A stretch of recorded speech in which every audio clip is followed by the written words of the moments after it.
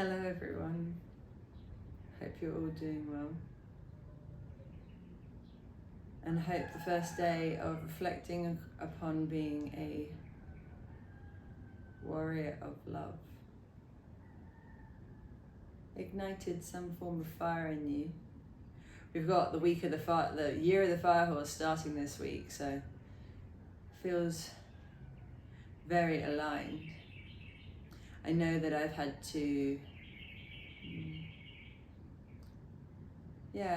just bring some of that inner fire to things and not allow the mind to try and create beliefs that aren't real.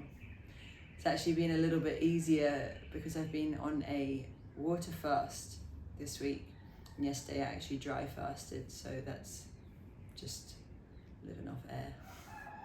And it's really interesting to see what you have energy for and what you don't.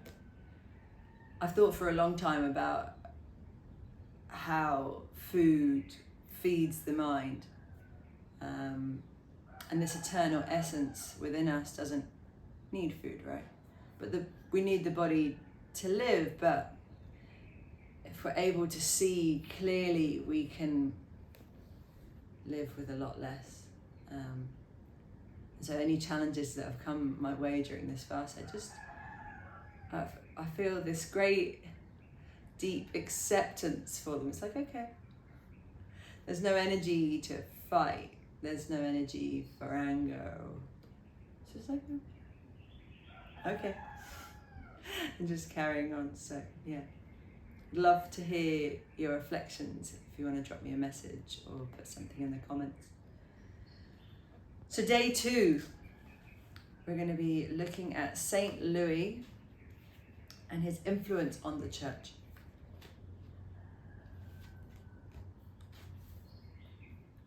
There's a story from Saint Louis's life that particularly expresses his passion, which we pondered just yesterday.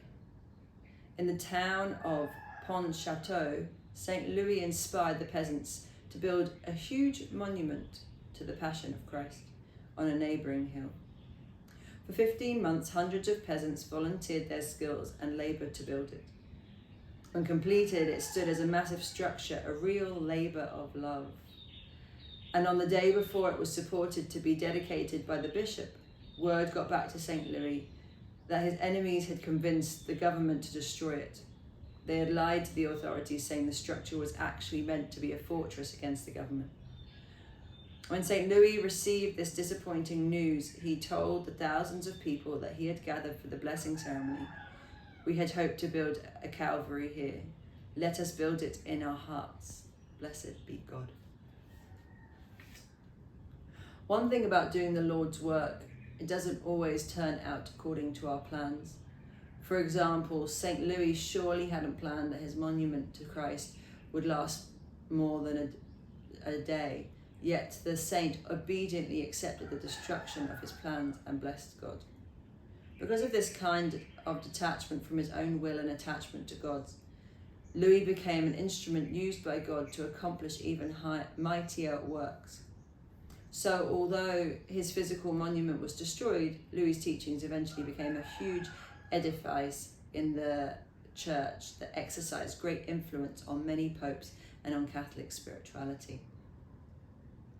Indeed, de Montfort's passionate labours paid off in the end, even if he didn't see the fruit himself. As we're just at the beginning of our preparation for consecration to Jesus through Mary, let's ponder some of the support various popes have given to St. Louis' teachings. May the testimony of their support strengthen our resolve to journey on to Consecration Day, and may it help us to trust that our consecration truly will bear great fruits in our lives, even if we don't yet fully understand how.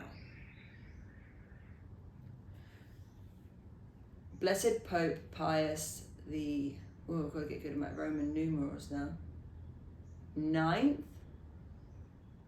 so 1 before an X, I think that's a 9, stated that St. Louis' devotion to Mary is the best and most acceptable form. Pope Leo XIII not only beatified de Montfort in 1888, but granted a church indulgence to Catholics who consecrate themselves to Mary using his method. Moreover, this pope was reportedly so influenced by St. Louis' efforts to spread the rosary that he wrote 11 encyclicals on his preeminent Marian devotion. I'm reading all sorts of words that I've never read before. Anyone knows what encyclicals means? Because I don't. St. Pope Pius X, like Leo XIII, also recommended St. Louis' teachings on Mary to the faithful. In fact, he granted a plenary indulgence in perpetuity to anyone who would pray de Montfort's formula for Marian consecration, and offered his own apostolic blessing to anyone who would simply read true devotion. This Pope so strongly encouraged the faithful to follow the path of Marian devotion because he himself had experienced its power.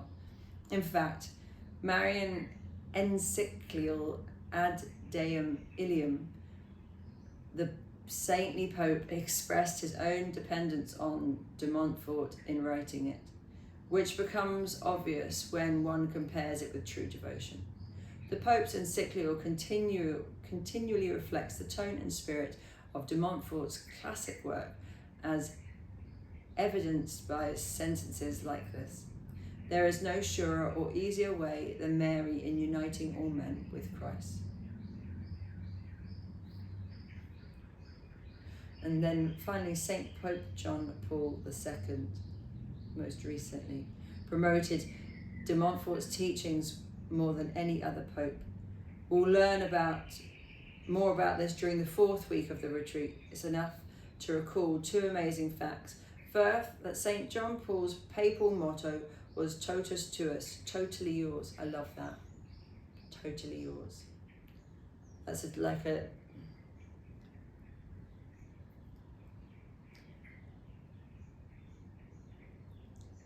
it's like the greatest love ever known, you know. It's like the greatest surrender to love when you're saying totally yours.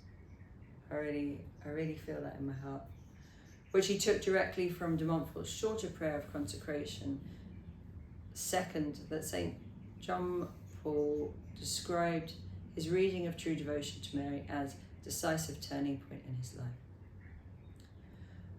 So all the popes really stand by St. Louis' teachings. If anyone is interested to take this further, there's his book True Devotion, which I've never read because this is my first time even learning about Marian consecration. But yeah, some may have a greater greater interest in the details than I do. For me, I just love feeling like my favorite bit of this whole reading is just that Pope John Paul II saying he's totally yours, because I feel that so much. Today's prayer. Come, Holy Spirit, living in Mary, prepare me to give myself fully to living out this true and solid devotion. Okay, we'll say that again, and you might like to say it out loud with me. Come, Holy Spirit, living in Mary, prepare me to give myself fully to living out this true and solid devotion.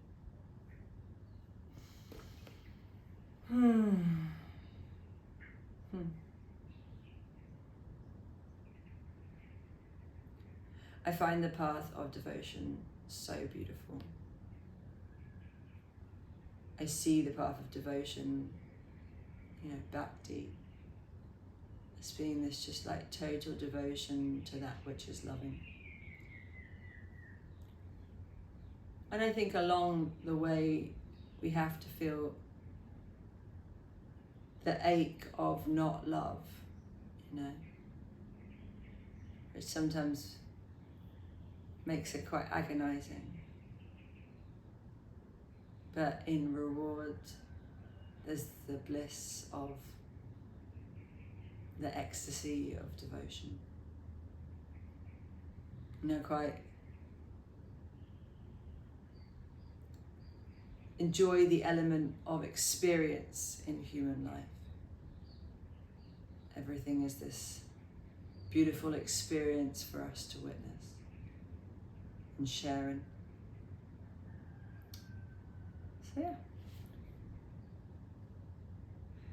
Prepare me to give myself fully to living out this true and solid devotion. I love how simple the prayers are. I find the best prayers really can be that simple, just a simple request. And maybe you'll want to expand upon it in your own words, or pray for something with more detail in relation to you. But we'll leave it there for today.